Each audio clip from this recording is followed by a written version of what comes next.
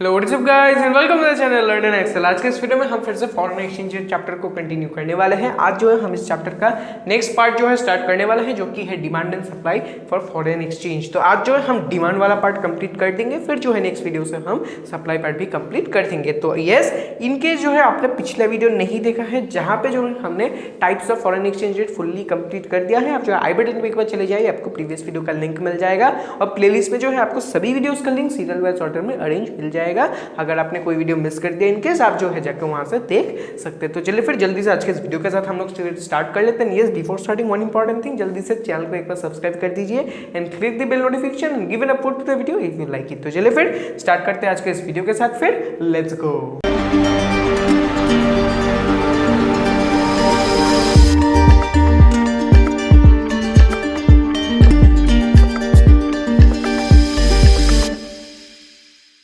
आज का इस वीडियो का अपना टॉपिक है डिमांड फॉर फॉरेन एक्सचेंज, यानी कि अपना जो फॉरेन एक्सचेंज है वो जो है क्यों डिमांडेड है, यानी कि अपना जो फॉरेन एक्सचेंज है वो जो है हमें रिक्वायर्ड क्यों है, what is the need for the demand for foreign exchange, वो जो है आज के इस वीडियो में हम डिस्कस करने वाले हैं। ज़्यादा नहीं, छोटा सा वीडियो होने वाला है। 6 जो है यहाँ पे मेन फैक्टर्स है, मेन जो है यहाँ पे रिक्वायरमेंट है, एक एक करके देखेंगे, सब जो है इजिली कंप्लीट हो जाएगा। So the first and the most primary requirement और the primary factor for the demand for foreign exchange is import, यानी कि अपना फर्स्ट यहाँ पे कारण बन जाता है इंपोर्ट। तो इंपोर्ट में देखिए क्या होता है, इंपोर्ट के केस में हम क्या करते हैं, बाहर के कंट्री से हम यहाँ पे गुड्स परचेज करते हैं। ठीक है, इंपोर्ट का मतलब वही है कि बाहर के कंट्री से गुड्स हमने यहाँ पे इंपोर्ट कर लिया, परचेज कर लिया। ठीक है, और फिर जो है मैंने आपको फर्स्ट वीडियो में बताया था कि every country likes to receive the payment in their own currency. Yes, every country जो है अपना जो पेमेंट है वो जो है वो उनके खुद के करेंसी में रिसीव करना पसंद करते हैं, not in the case of a foreign currency. इसीलिए जब हमने उनसे जो है गुड्स परचेज किया है, हमें उन्हें पेमेंट भी तो करना पड़ेगा and they like to receive that payment in the own currency.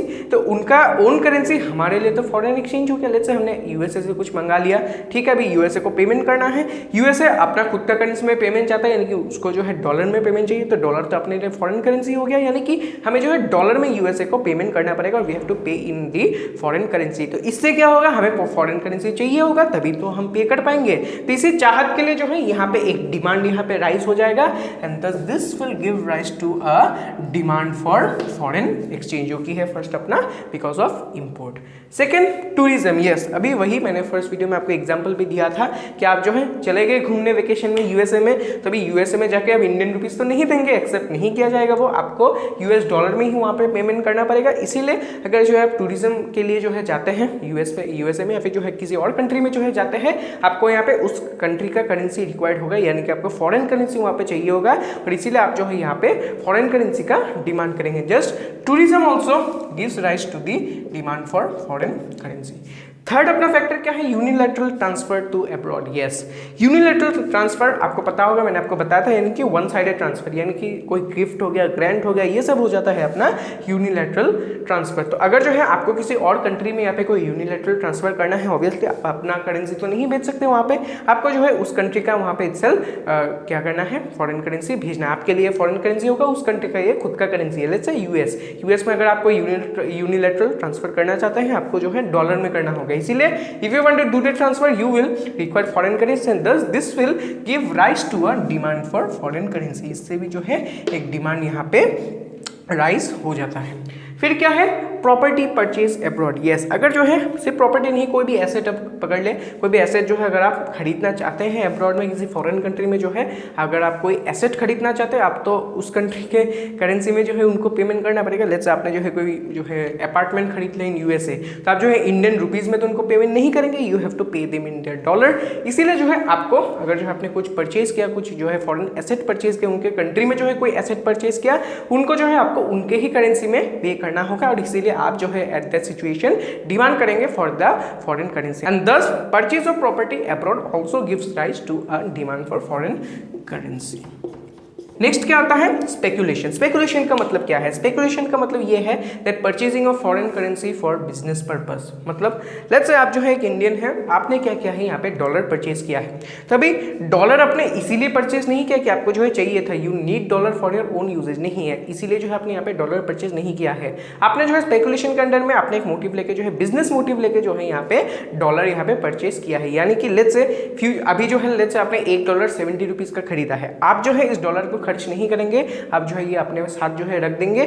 Future में अगर जो है $1 इक्वल टू 70 है अभी का रेट, लेट्स से फ्यूचर में ये रेट बढ़ के $1 इक्वल टू 75 हो जाता है, तो अभी अगर आप वो डॉलर बेच दे, पहले जो आपने 70 रुपये से खरीदा था लेकिन आपको 75 रुपीज़ यहाँ पे रिटर्न में मिलेगा, तो 5 रुपीज़ इज योर प्रॉफिट। तो इसी से जो है बिजनेस किया जाता है, यानी कि business on the basis of foreign exchange, और इसी चीज़ को हम बोलते हैं speculation, that is purchasing of foreign currency for business purpose. इसीलिए अगर जो आप बिजनेस करना चाहते हैं, आप जो है यहाँ पे डॉलर खरीद के रखेंगे, बाद में जो है इस चीज़ को सेल आउट करेंगे जब भी रेट अगर इंक्रीज हुआ तो इसीलिए प्रेजेंटली आप जो है यहाँ पे ऑब्वियसली डिमांड करेंगे ताकि जो है फ्यूचर के लिए खरीद के रख सके foreign currency, and thus speculation also gives rise to a demand in the foreign currency. फिर क्या आता है, repayment of international loan. Yes, कोई इंटरनेशनली अपने को यहाँ पे लोन लिया है, पेमेंट करना है, इंडियन करेंसी में तो आप पे नहीं करेंगे, जैसे यूएसए से लोन लिया था इंडियन करेंसी में तो उनको पे नहीं करेंगे, आपको जो है उनको उनके ही करेंसी यानी कि डॉलर में जो है यहाँ पे पेमेंट करना होगा। Thus repayment of international loans also gives rise to a demand in foreign currency of foreign exchange.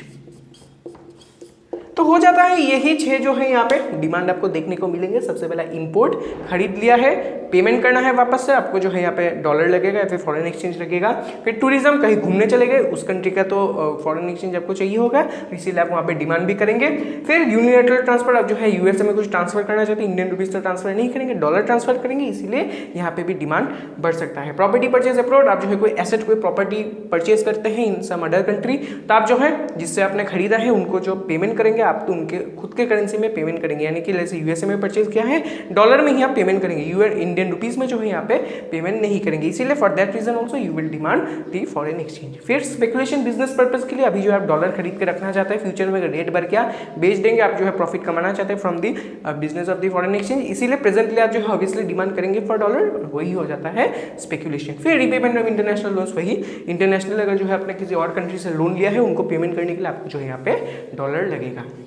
तो यही है the different factors that gives rise to a demand in foreign exchange. Next video में हम supply के बारे में discuss कर लेंगे, यानी कि different factors that gives rise to a supply for the foreign exchange. तो चलिए फिर आज के लिए मैं फिर इतना ही रखता हूँ। जल्दी से एक बार जो है एक स्क्रीनशॉट ले लीजिए, लिख लीजिए सभी चीज़ को, एक बार जो है सभी कंसेप्ट को छोटे छोटे करके नोट बना के लिख लीजिए, ताकि जो है आप फ्यूचर में इस चीज़ को भूल ना जाए। तो चलिए फिर आज के लिए मैं फिर इतना ही रखता हूँ। वीडियो पसंद आया तो लाइक करना, शेयर करना, चैनल को सब्सक्राइब करना मत भूलना। Yes, don't forget to comment if you have any doubt, बेझिझक कमेंट कर देना, मैं जो है आपको वहाँ पे रिप्लाई भी दे दूंगा। तो चलिए फिर आज के लिए मैं फिर इतना ही रखता हूँ। And yes, please make sure to subscribe the channel before living, बहुत इंपॉर्टेंट, चैनल को सब्सक्राइब करके ही देना। And thus meet you until next video, till then stay safe and stay healthy, thank you and good bye.